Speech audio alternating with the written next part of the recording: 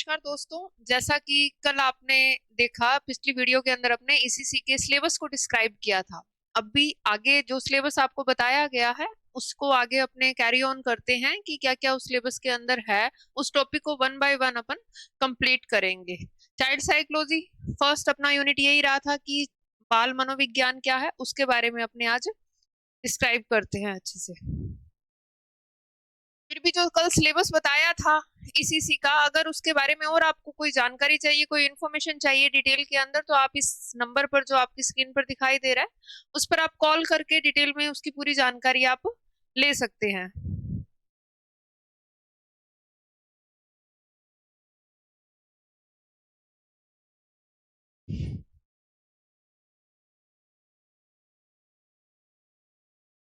अपने इस टॉपिक को कुछ क्वेश्चंस उठा रहे हैं, उस क्वेश्चन के बेस के ऊपर पूरा का पूरा डिस्क्राइब करेंगे कि क्या रहता है बाल मनोविज्ञान। तो कुछ क्वेश्चन आते हैं माइंड के अंदर, तो उसी क्वेश्चन के बेस के ऊपर मैं पूरी की पूरी डिटेल आपको टर्न बाय टर्न करवाती जाऊंगी। तो पहला क्वेश्चन ही हमारा ये रहता है कि बाल मनोविज्ञान से आप क्या समझते हैं। बाल मनोविज्ञान होता क्या है? ओब्वियसली चाइल्ड साइकोलॉजी, बाल बच्चों का मनोविज्ञान, उसका क्या व्यवहार रहता है, मेंटली वो किस तरह का बिहेव करता है, उसकी सारी चीजों की डिटेल आज इसके अंदर हम देखते हैं। तो मनोविज्ञान एक व्यवहारिक जीवन है, मतलब जो हमारा बेसिक रहती है लाइफ उससे रिलेटेड है। इसके अंदर अनेक प्रकार की व्याख्याएं कर सकते हैं हम। देखो मनोविज्ञान क्या है, सबसे पहले तो अपने शब्द के बेस के ऊपर देखें।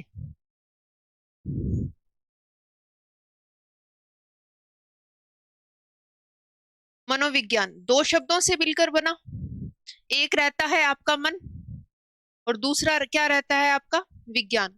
तो ओब्वियसली साइंस है। तो साइंस हमारे को क्या बताता है कि कार्य कारण संबंधों की जांच करना।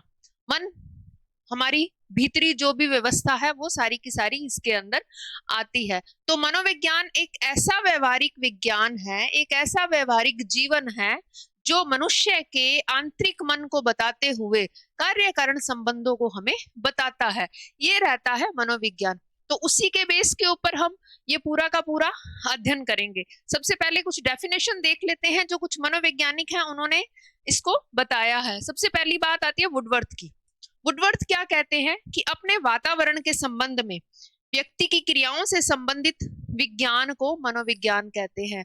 वही बात कि हमारा जो भी एनवायरनमेंट है आसपास का, चाहे वो फैमिली का है, स्कूल का है, आसपास जितना भी एनवायरनमेंट है उसके बारे में बात कर रहे हैं।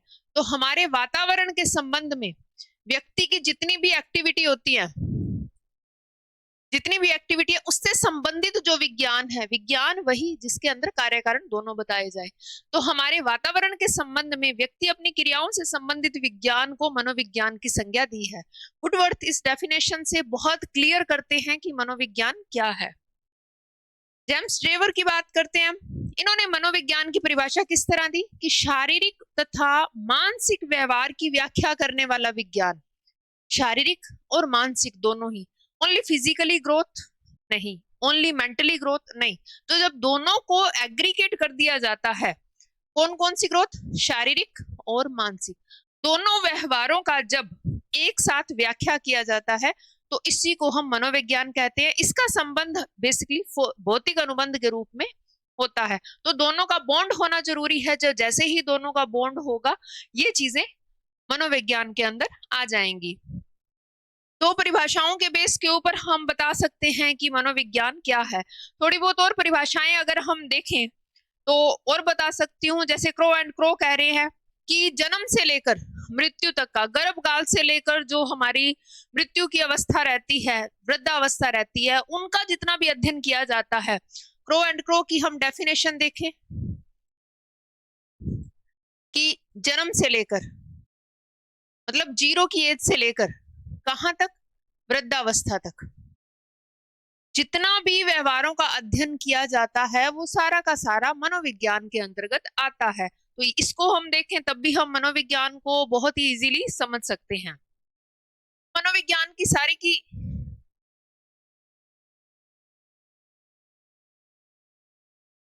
मनोविज्ञान की सभी परिभाषाओं के आधार पर हम देखें तो प्राणियों की मानसिक और शारीरिक व्यवहार का जितना भी अध्ययन है और उस अध्ययन से उन पर जो प्रभाव पड़ता है, इन सभी का अध्ययन मनोविज्ञान की शाखा के अंदर हम करते हैं। तो इस प्रकार मनोविज्ञान को बड़े ही सिंपल तरीके से हम समझ सकते हैं कि मनोविज्ञान क्या है। तो मनोविज्ञान एक ऐसा विज्ञान है जिसके अंदर मनुष्यों की मानसिक और शारीरिक दोनों ग्रोथ को, दोनों टाइप के व्यवहार को हम कंक्लूड करके एक साथ इकट्ठा करके उसके ऊपर जो भी इफेक्ट पड़ता है उसका अध्ययन करेंगे, तो वो सारा का सारा हमारा मनोविज्ञान के अंतर्गत आ जाएगा। बहुत ही सिंपल सा डेफिनेशन दिया था मनोविज्ञान का, कुछ ज्यादा कॉम्प्लिकेटेड नहीं है, वो चीज समझने की है। मेनली ध्यान रखना मनोविज्ञान के अंदर क्या क्या आता है, शारीरिक और मानसिक। मानसिक के अंदर हमारे संवेग आ जाएंगे, हमारे इमोशन सारे आ जाएंगे। शारीरिक के अंदर टोटल हमारी फिजिकल ग्रोथ हो जाएगी, जन्म से लेकर शैशवावस्था की, बाल्यावस्था की सारी अवस्थाओं की जितनी भी हमारी ग्रोथ है वो सारी की सारी इसके अंदर, और उनसे जो जो हमारे व्यवहारों के अंदर परिवर्तन आता है उनका हम अध्ययन मनोविज्ञान के अंदर करते हैं।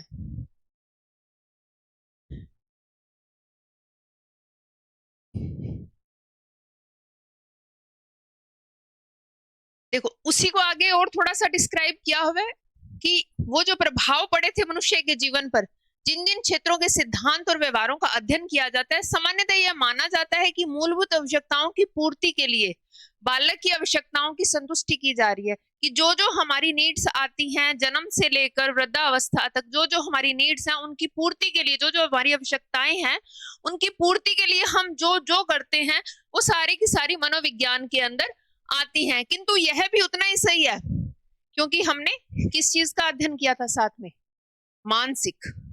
शारीरिक तो था, तो उसके साथ साथ क्या था हमारा मानसिक। तो मानसिक की जब हम बात करें तो उतना ही सही है कि उसमें स्नेह, प्रेम, क्षमा, ममता, मनोवैज्ञानिक आवश्यकताओं की पूर्ति न होने से अभिवृद्धि में दोष आ जाता है। अगर ओनली शारीरिक ग्रोथ हो रही है तब भी मनोविज्ञान सही ओनली नहीं है, ओनली मेंटली ग्रोथ हो रही है तब भी नहीं, हमें दोनों को साथ लेकर चलना है। क्योंकि शारीरिक आवश्यकताओं की पूर्ति हो गई, लेकिन साथ साथ कौन सी आवश्यकताओं की पूर्ति चाहिए हमें, स्नेह मानसिक आवश्यकता, प्रेम मानसिक आवश्यकता, क्षमा मानसिक आवश्यकता, ममता ये भी मानसिक आवश्यकता। ये सारी की सारी मनोवैज्ञानिक जो हमारी आवश्यकताएं हैं, अगर इनकी पूर्ति नहीं होती तो हमारी विकास और अभिवृद्धि में दोष आ जाते हैं। विकास और अभिवृद्धि क्या होता है, एक टर्म आती है विकास, एक आता है अभिवृद्धि। अभिवृद्धि अगर सिंपल भाषा में बोले, मनोविज्ञान की भाषा में बोले तो अभिवृद्धि, नॉर्मल भाषा की बात करें तो क्या है, वृद्धि। वृद्धि मतलब ग्रोथ, ये डेवलपमेंट, ये ग्रोथ। डेवलपमेंट क्या है, मेंटली चीजों का, और ग्रोथ क्या है, फिजिकली चीजों का। तो दोनों का साथ साथ चलना जरूरी है। अगर एक चल रहा है तो दूसरा रुक रहा है, तो इट्स मीन वहां पर मनोविज्ञान का उद्देश्य पूरा नहीं हो रहा। दोनों का एक साथ चलना जरूरी है, दोनों के अंदर एक के अभाव में दूसरे की ग्रोथ होना पॉसिबल नहीं है। अगर आपका मानसिक विकास हो रहा है लेकिन शारीरिक ग्रोथ रुक चुकी है, इट्स मीन आपका मनोवैज्ञानिक विकास नहीं हुआ। और वहीं फिजिकली ग्रोथ तो हो रही है लेकिन मेंटली बॉन्ड रुक गया है, तब भी इट्स मीन आपका मनोवैज्ञानिक विकास नहीं हुआ है। तो दोनों को साथ लेकर चलना है। इसी वजह से इसमें साफ साफ क्लियर लिख के आपको बताया है कि मूलभूत आवश्यकताओं की पूर्ति, बालक की आवश्यकताओं की पूर्ति हो रही है, लेकिन साथ साथ किनकी आवश्यकताओं की पूर्ति होनी जरूरी है, ये जो हमारी मानसिक आवश्यकताएं हैं। फिजिकली बड़े हो रहे हैं, घर से प्रेम नहीं मिल रहा, तो क्या बच्चा ग्रोथ कर पाएगा, नहीं कर पाएगा। ममता नहीं मिल रही, स्नेह नहीं मिल रहा, तो वो बच्चा ग्रोथ नहीं कर पाएगा। तो दोनों चीजों का साथ में चलना जरूरी है।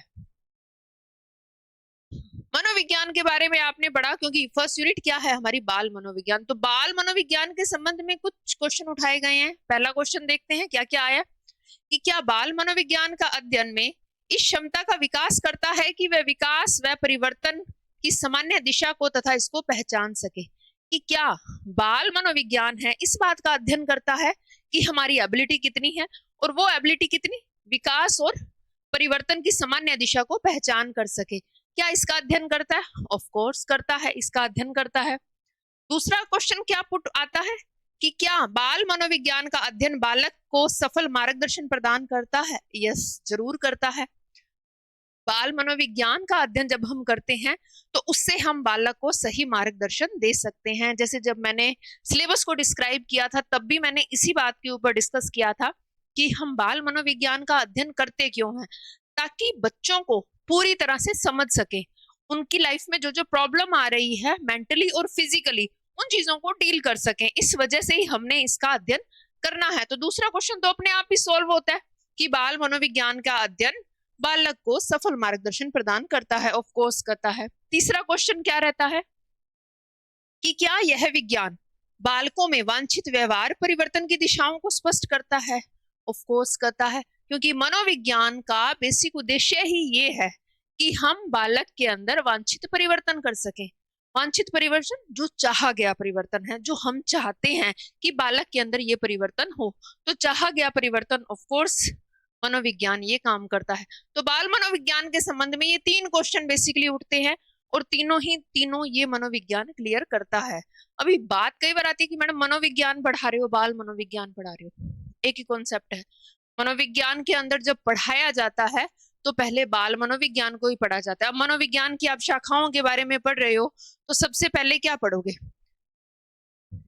0 की एज से पढ़ोगे, 5 साल की एज से पढ़ोगे, 7 की पढ़ोगे, 9 की पढ़ोगे, 11, स्टेप बाय स्टेप ही आगे चलोगे। तो हम वही मनोविज्ञान का स्टार्टिंग ही कर रहे हैं। 0 से 5 साल तक के बच्चों की एजुकेशन को पढ़ रहे हैं हम। 0 से 5 साल के बच्चों के अंदर क्या क्या क्वालिटी हम डेवलप कर सकते हैं उसके बारे में ही हम पढ़ रहे हैं। तो इसके बारे में अभी मैंने आपको क्रो एंड क्रो की एक डेफिनेशन बताई थी, तो वही क्रो एंड क्रो की एक कोटेशन हमारे सामने आ रही है। बाल मनोविज्ञान एक मनोविज्ञान का अध्ययन है जिसमें बालक के जन्म के पूर्व काल से लेकर किशोरावस्था तक का अध्ययन किया जाता है। वही बात जो भी आपको बताई गई थी कि 0 वर्ष से लेकर मृत्यु पर्यंत अध्ययन किया जाता है, वही डेफिनेशन क्रो एंड क्रो ने यहाँ पर डिस्क्राइब की है। थॉमसन की बात करें, थॉमसन ने एक डेफिनेशन दी है कि बाल मनोविज्ञान सभी को एक नई दिशा में संकेत करता है कि किस वे में जाना है उसके बारे में बताता है। यदि उसे उचित रूप में समझा जा सके तथा उचित समय पर उचित ढंग से विकास हो सके तो इससे हर बच्चा सफल तथा सुप्रसिद्ध व्यक्ति बन सकता है। हमारा यहाँ क्वेश्चन क्या आया था? क्या यह विज्ञान बालकों को वांछित व्यवहार परिवर्तन की दिशा को स्पष्ट कर सकता है? और दूसरा क्वेश्चन हमने क्या देखा था? क्या बाल मनोविज्ञान का अध्ययन बालक को सफल मार्गदर्शन कर सकता है? इन दोनों क्वेश्चन का आंसर ये थॉमसन की डेफिनेशन दे रही है हमारे सामने। ये थॉमसन की डेफिनेशन क्लियर कट हमें बता रही है कि बाल मनोविज्ञान सभी को एक नई दिशा में संकेत करता है कि किस दिशा के अंदर जाना है वो हमें मनोविज्ञान बताएगा और उसे उचित रूप में समझा जा सके। उचित मतलब सही तरीके से उसे समझा जा सके तथा उचित समय पर उचित ढंग से विकास हो सके। वही इन दोनों क्वेश्चन का जो आंसर है वो हमारी ये डेफिनेशन क्लियर कर रही है कि हमें बालक को अगर सफल बनाना है तो मनोवैज्ञानिक वे से उसको समझना पड़ेगा, उसको समझाना पड़ेगा, तो वो जरूर सफल इंसान बन जाएगा। तो थॉमसन की डेफिनेशन इन दोनों क्वेश्चन को क्लियर करती है और जो हमारा पहला क्वेश्चन है उसको क्रो एंड क्रो की डेफिनेशन क्लियर करती है। तो तीनों क्वेश्चन जो हमारे सामने आए उनको इन दो डेफिनेशन ने एकदम क्लियर कर दिया है कि मनोविज्ञान एक्चुअल में है क्या। क्लियर है? आगे देखते हैं। बाल मनोविज्ञान, मैंने अभी बताया कि बाल मनोविज्ञान की एक शाखा है। मनोविज्ञान बहुत बड़ा सब्जेक्ट है, उसका एक बाल मनोविज्ञान एक छोटी सी शाखा पड़ती है, तो उसके अंदर इसके बारे में बताया। बाल मनोविज्ञान की एक शाखा के रूप में विकसित हुआ है, उसकी एक ब्रांच है। मनोविज्ञान ये पूरा एक ट्री पड़ा, तो इसके अंदर ये जो छोटी छोटी ब्रांच है ना अलग, तो इसकी एक ब्रांच की बात करते हैं बाल मनोविज्ञान, और हमने उसी ब्रांच के बारे में डिटेल में पढ़ना है कि बाल मनोविज्ञान क्या है। तो बाल मनोविज्ञान की ही एक शाखा है। आगे कहते हैं कि इसके अंतर्गत बालकों के व्यवहार, स्थितियों, समस्याओं तथा उन सभी कारणों का अध्ययन किया जाता है जिसका प्रभाव बालक के विकास, उसके व्यवहार पर पड़ता है। बाल मनोविज्ञान के अंतर्गत, अब पहली ये कॉन्सेप्ट क्लियर होना चाहिए कि मनोविज्ञान की एक शाखा है बाल मनोविज्ञान, उसका एक पार्ट है बाल मनोविज्ञान, और इसके अंतर्गत किस किस चीज का हम अध्ययन करते हैं? व्यवहार का, स्थितियों का, समस्याओं का और उन सभी कारणों का अध्ययन करेंगे जिसका प्रभाव बालक के व्यवहार के ऊपर पड़ रहा है। तो जो जो चीजें बालक के व्यवहार को इफेक्ट करती हैं उसको हम मनोविज्ञान के अंतर्गत, बाल मनोविज्ञान के अंतर्गत हम उस चीज को पढ़ेंगे। आज के युग में सामाजिक कारक, आर्थिक कारक, सांस्कृतिक कारक, राजनीतिक कारक मनुष्य तथा उसके परिवार को प्रभावित कर रहे हैं। तो मनुष्य को प्रभावित कौन कौन कर रहा है? हमारे आसपास का इकोनॉमिकल फैक्टर है, हमारे को इफेक्ट करता है। हमारे आसपास का पॉलिटिकल फैक्टर है, वो हमें इफेक्ट करता है। हमारे आसपास का जितना भी सोशल फैक्टर है, हमारा जो कल्चरल फैक्टर है, वो सारा का सारा हमें इफेक्ट करता है। तो बाल मनोविज्ञान के अंदर हम उन सभी फैक्टर्स का, उन सभी कारकों का अध्ययन करेंगे जो हमें इफेक्ट करते हैं और जो डायरेक्ट और इनडायरेक्ट दोनों ही वे से बालक को अगर प्रभावित कर रहे हैं तो हम उन चीजों का अध्ययन करेंगे। बड़ा इजी सा कॉन्सेप्ट था, कुछ ज्यादा मुश्किल नहीं है। अब बाल मनोविज्ञान और मनोविज्ञान दो चीजें हमारे सामने आई। मैंने आपको बताया कि मनोविज्ञान की एक शाखा है बाल मनोविज्ञान, तो अपन कह सकते हैं कि मनोविज्ञान पूरा डिटेल के अंदर है और उसका छोटा सा एक पार्ट हमारे सामने है बाल मनोविज्ञान का। वही बाल मनोविज्ञान, बाल विकास या यहाँ मनोविज्ञान भी लिख दूं तब भी कोई चेंजेस नहीं आएंगे। तो बाल मनोविज्ञान और मनोविज्ञान के अंदर क्या क्या अंतर है, क्लियरली एक डेफिनेशन से हम इसको समझ सकते हैं। चाइल्ड साइकोलॉजी क्या है? ये चेंज करती है किसमें? चाइल्ड डेवलपमेंट के अंदर। चाइल्ड डेवलपमेंट को किस तरह चेंज करती है? अलग अलग वे से। उसके अंदर एक पैटर्न चाहिए चाइल्ड डेवलपमेंट का। देखो, चाइल्ड साइकोलॉजी क्या है? मनोविज्ञान का एक वो पार्ट जो बालक के व्यवहार को एम्पैथाइज करे, उसको चेंजेस करे, उसके अंदर वो पैटर्न क्रिएट कर दे जिसके द्वारा बालक चेंज हो जाए। बच्चों के अंदर जो हम चेंजेस लाना चाहते हैं, जैसे मैंने आपको जब सिलेबस डिस्क्राइब किया था तो एक चीज बताई थी कि कैसे बच्चे को हमने मैनर्स सिखाने हैं, बच्चे को बैठना, उठना, बच्चे के अंदर गुड वैल्यूज लेकर आनी है, गुड हैबिट्स लेकर आनी है। तो वो सारा का सारा हम बाल मनोविज्ञान के अंदर पढ़ते थे। तो वो भी यहीं पर इनकी डेफिनेशन के अंदर यही कुछ क्लियर किया कि बालक के अंदर वो पैटर्न लेकर आना जिसके द्वारा बच्चे का व्यवहार है वो इतना चेंज हो जाए कि बालक सोसाइटी के लिए एक वेल मैनर्ड जो ह्यूमन बीइंग होता है वो बन जाए। तो मनोविज्ञान ने बाल मनोविज्ञान को बाल विकास का उस समय कहना, देखो मनोविज्ञान ने बाल मनोविज्ञान को बाल विकास कब कहना स्टार्ट किया? जब बाल मनोविज्ञान का क्षेत्र बाल्य अवस्था से युवा अवस्था तक हो गया। पहले बाल मनोविज्ञान मनोविज्ञान के रूप में ही पढ़ा जाता था, अलग से कोई शाखा नहीं थी। जैसे मनोविज्ञान को पहले दर्शन शास्त्र के अंदर पढ़ा जाता था। पता है, अगर मनोविज्ञान आपने पढ़ा हो तो आपको पता हो कि पहले ये दर्शन शास्त्र की शाखा थी, दर्शन शास्त्र से अलग हुई तो वो मनोविज्ञान एक अलग सब्जेक्ट बना और काफी लॉन्ग टाइम पीरियड ये पूरी यात्रा चली थी। आत्मा का विज्ञान, मन का विज्ञान, अलग अलग विज्ञान बने, तब जाकर लास्ट में जो युग आया उसके अंदर व्यवहार का विज्ञान, मनोविज्ञान एक अलग शाखा बन गई थी। अब मनोविज्ञान के अंदर भी अलग अलग शाखाएं बनी। अब मनोविज्ञान कैसे अलग शाखा के रूप में सामने आया उसके बारे में ये बता रहे हैं कि ये उस टाइम तक आया जब वो बाल्य अवस्था से युवा अवस्था तक आ गया था, मतलब काफी हाई पीक पर जब पहुंच गया था ना बाल मनोविज्ञान, तब जाकर इसे एक अलग शाखा के रूप में डिस्क्राइब किया गया था। यहाँ युवा अवस्था के व्यक्ति का अभिप्राय उस व्यक्ति से है जो यद्यपि सेक्स की दृष्टि से परिपक्व हो जाता है परंतु उसे प्रौढ़ावस्था से संबंधित उत्तरदायित्व, अधिकारों और असुविधा को रखने की दृष्टि से परिपक्व समझा जाता है। तो इसके अंदर क्या बताया है? सीधा सीधा बता दिया कि ये वो व्यक्ति है, युवा अवस्था कौन सा व्यक्ति है जो फिजिकली तो ग्रोथ कर चुका है, सेक्सुअली ग्रोथ कर चुका है, लेकिन मेंटली अभी उसको परिपक्व होने में टाइम लगेगा, वो समय मांग रहा है। वही मनोविज्ञान भी बाल मनोविज्ञान की एक संतान की जिस तरह है कि वो इतना परिपक्व, मेंटली परिपक्व नहीं हुआ लेकिन फिजिकली इतना परिपक्व हो चुका है कि वो उस चीज को कैरी ऑन कर सकता है, लेकिन मेंटली परिपक्व होने के लिए उसे एक अलग शाखा के रूप में स्थान दिया गया।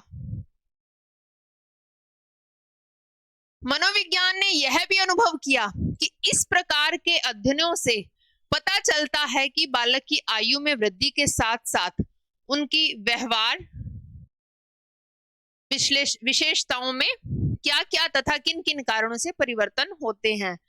ये यहाँ पर थोड़ा सा मिसप्रिंटिंग हो गया। तो मनोविज्ञान के अंदर कहा गया है कि ये भी अनुभव किया जा सकता है कि बालकों की आयु में वृद्धि के साथ साथ उनके व्यवहार की विशेषताओं में क्या क्या परिवर्तन हुए हैं और किन किन कारणों से परिवर्तन हुए हैं, इसका अध्ययन हम बाल मनोविज्ञान के अंतर्गत करते हैं। मतलब सारी चीजों को साथ लेकर चलना है हमने बाल मनोविज्ञान को। इस प्रकार कह सकते हैं कि इस प्रकार के ज्ञान के अगर अभाव हो रहा है, अगर इस अभाव की पूर्ति है तो हमें क्या करना पड़ेगा। बाल मनोविज्ञान में 2 अध्ययन प्रणालियों का प्रचलन प्रारंभ हुआ। कौन कौन से 2 अध्ययन प्रणाली। मनोविज्ञान शब्द के स्थान पर हमने किसका प्रयोग किया, बाल विकास का, और इसी को हम डिस्क्राइब कर रहे हैं बाल विकास को। अभी पूरा का पूरा जो डिस्क्रिप्शन दिया वो इसी बाल विकास के हमने दिया। अभी बाल विकास की बात करें तो बाल विकास आ ही गया, तो क्रो एंड क्रो, जैसे अभी आपने एक नाम पढ़ा, आपने क्रो एंड क्रो एक मनोविज्ञान का नाम पढ़ा, तो इन्होंने जो हमारी 20वीं शताब्दी है ना, जब बाल मनोविज्ञान का विकास हुआ, तो इस शताब्दी को इन्होंने क्या नाम दिया, बालक की शताब्दी नाम दे दिया। बालक की शताब्दी, पूरी शताब्दी को ही नाम दे दिया। क्यों? क्योंकि इस शताब्दी के अंदर ही किसका विकास हुआ, हमारे बाल मनोविज्ञान की जो शाखा है उसका पूर्णतः डेवलपमेंट हो गया। वो मनोविज्ञान से एक अलग, एक पूरा का पूरा अलग शाखा बन गई थी और एक वैलिड सब्जेक्ट बन गया था, जिसकी वजह से क्रो एंड क्रो ने 20वीं शताब्दी को बालक की शताब्दी नाम ही दे दिया था। इसके बाद करें, स्टेनले हॉल का नाम आपने सुना होगा। स्टेनले हॉल की बात करें तो कहें बाल मनोविज्ञान है ना जो हमारे, उसके जनक कह सकते हैं। बाल मनोविज्ञान के हम इनको जनक कह सकते हैं, क्योंकि सबसे पहले जो रेवोल्यूशन हुई थी, सबसे पहला जो रेवोल्यूशन किया था वो इन्होंने ही किया था बाल मनोविज्ञान को लेकर। सबसे पहली बाल मनोविज्ञान के लिए जो प्रश्नावली बनाई गई थी,